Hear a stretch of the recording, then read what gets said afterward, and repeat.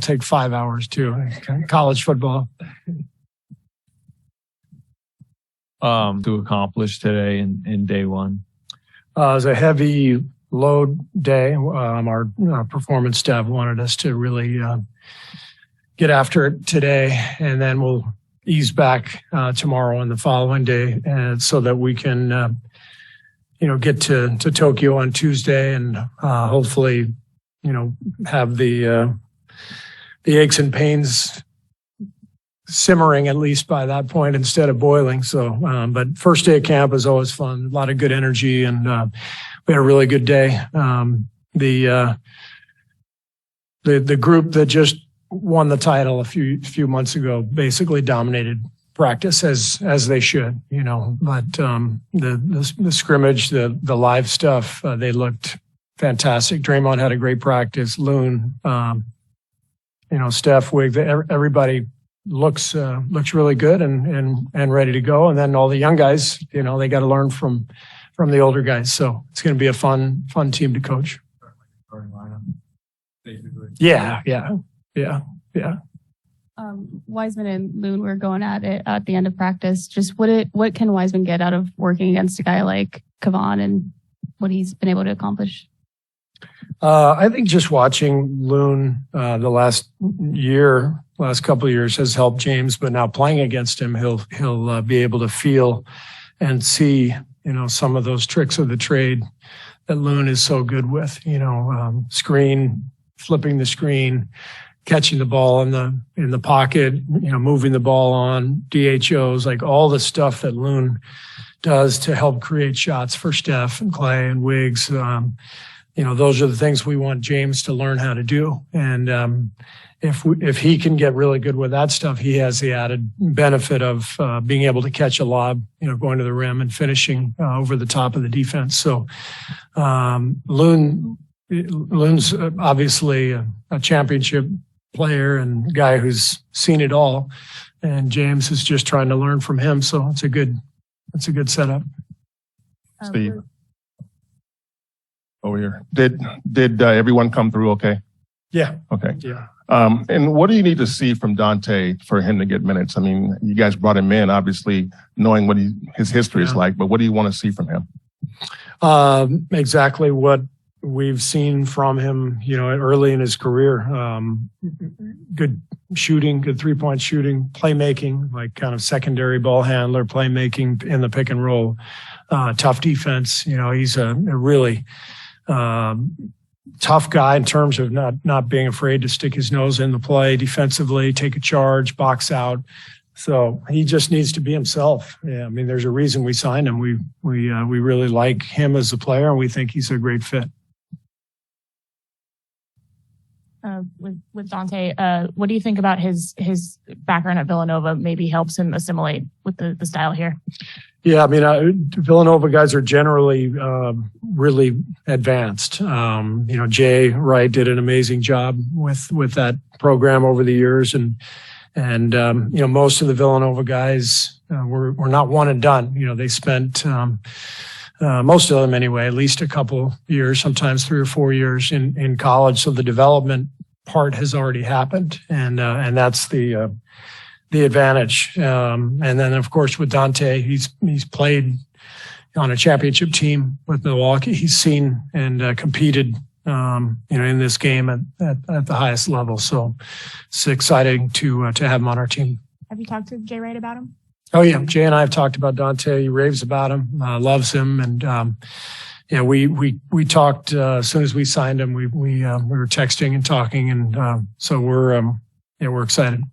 Andre officially announced that he's going to be returning this season, and last year his workload was, you guys managed him a lot. What kind of game plan, or do you have a game plan for Andre's workload, minute load heading into the year? Yeah, I think it'll be similar to last year.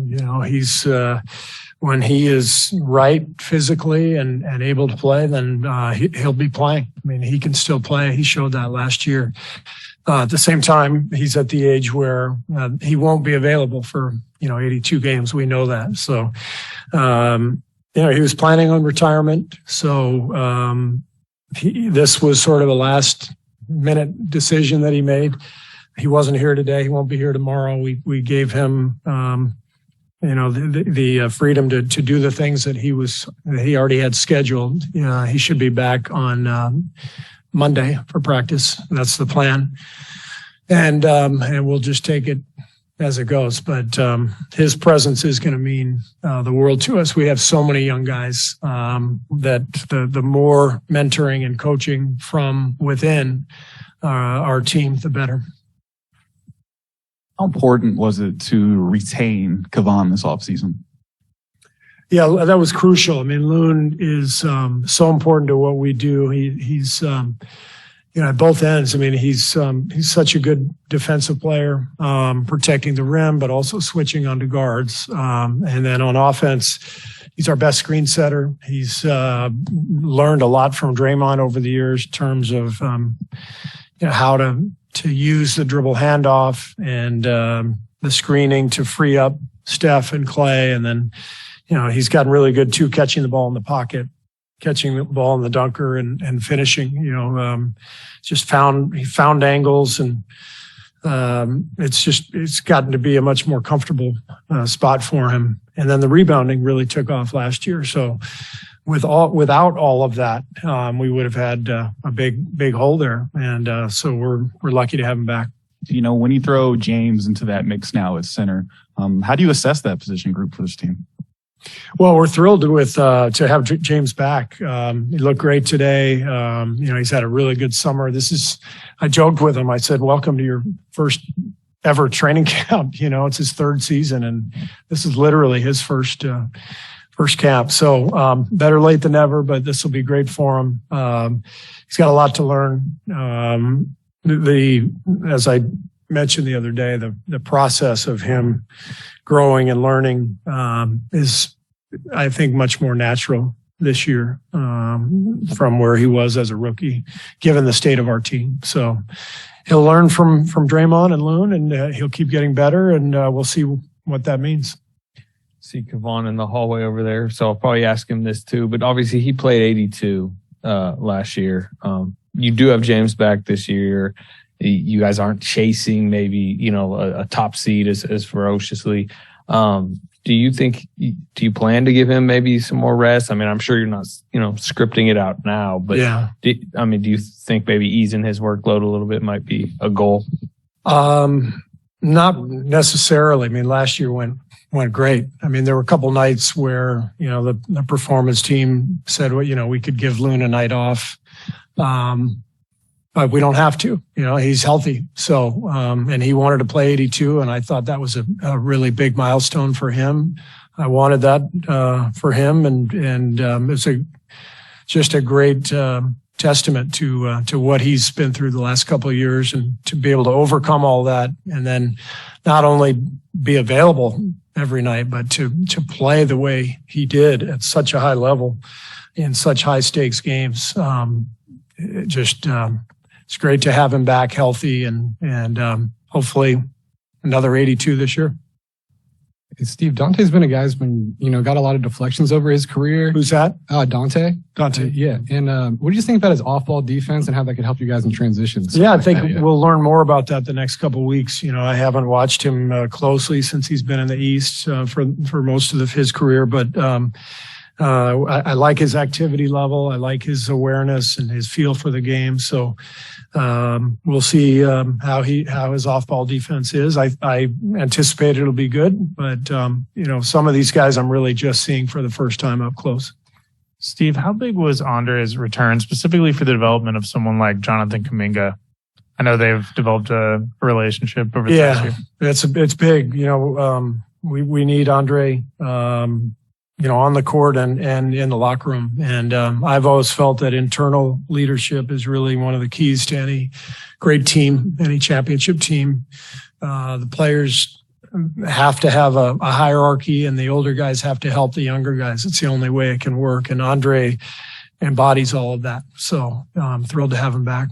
And Steph obviously had an insane offseason. What do you think about his just time management abilities? I think for Steph and Draymond, and I talked to both of them about it in the last 2 days, the season actually is a relief. The season arriving it gives them a structure to their schedule and their routine that they don't really have in the summer because everyone's pulling at them in 100 different directions. So I think both guys are relieved to start the routine and kind of settle their lives back into something that's very structured and simple. As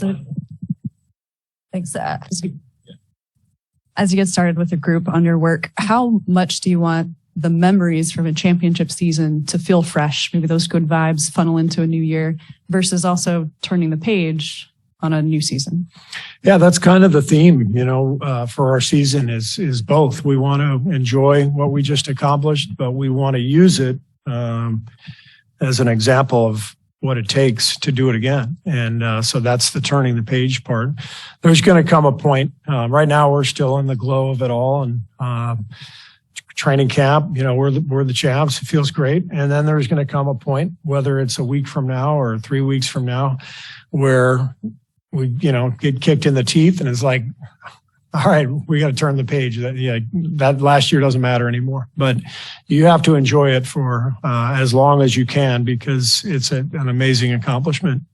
You mentioned Draymond looked really good today. I'm just like, what specifically looked good about him? And then, it sounds like he's probably in good shape if he was. Yeah, his conditioning looked good.